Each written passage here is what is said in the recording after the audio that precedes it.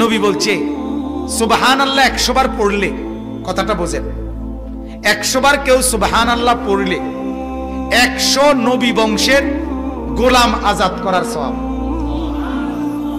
আলহামদুলিল্লাহ 100 বার পড়লে আল্লাহর নবী বলেন 100 ঘোড়া আল্লাহর রাস্তায় যুদ্ধের জন্য দান করার সওয়াব।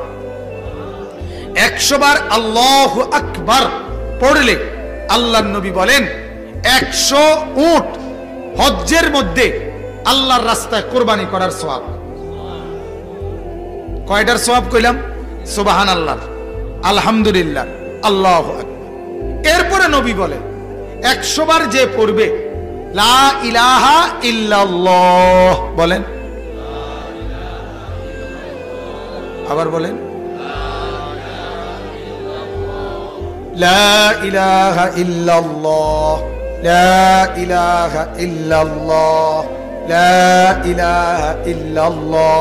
তাসবিহ পড়তে যেন তাড়াহুড়া না হয়, ঠিক আছে না? ইনশাআল্লাহ সুন্নত, সুন্নত হইলেও ধীরে ধীরে পড়া, এক এক নিঃশ্বাসে এক একবার পড়া।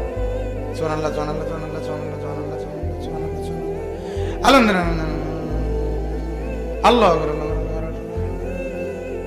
কয় আসেনি মানে না হলে না, দেখছি না থাকলে কি আপনি শান্তির দেশের থেকে কই ইরিনি তসবিহ, আপনি কন এটা তসবিহ? হ্যাঁ, কিতা কইছেন? এটি কিতা? না শয়তানি না বলি, মূলত এটা অবুঝ, ভুল পদ্ধতি। কি পদ্ধতি বলেন? ভুল কি না বলেন? তাসবিহ পড়বেন এক নিঃশ্বাসে একবার। কয় নিঃশ্বাসে কয়বার? সুবহানাল্লাহ, সুবহানাল্লাহ, সুবহানাল্লাহ, সুবহানাল্লাহ, আলহামদুলিল্লাহ, আলহামদুলিল্লাহ, আলহামদুলিল্লাহ, আল্লাহু আকবার, আল্লাহু আকবার, আল্লাহু আকবার, আল্লাহু আকবার। এভাবে আসরের পরে, ফজরের পরে, নামাজের পরে যে 100 দানার তাসবিহ পড়েন 33, 33, 34 বার, এটা এইভাবে পড়বেন।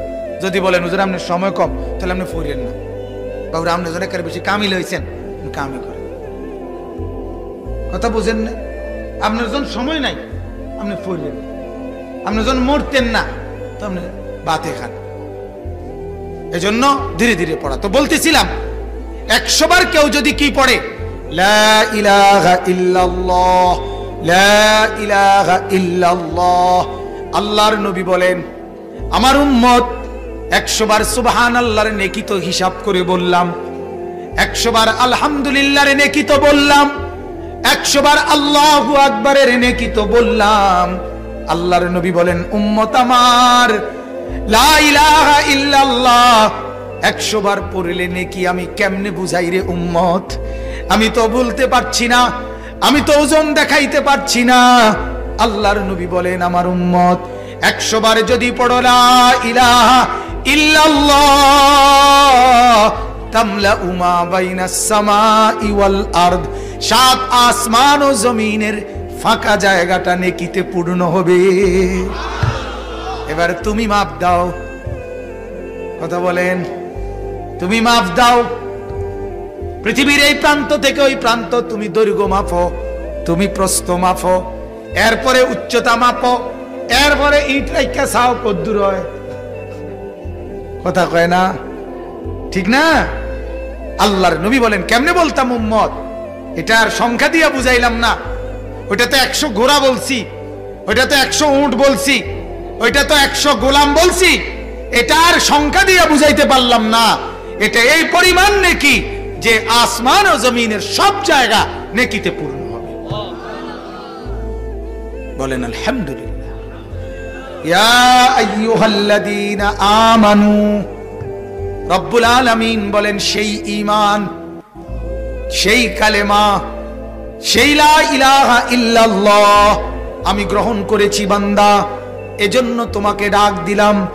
এবার আল্লাহ বলেন ঈমান তোমার বুঝ পাইলাম, এবার আমি আল্লাহ তোমাকে জান্নাত দিতে চাই।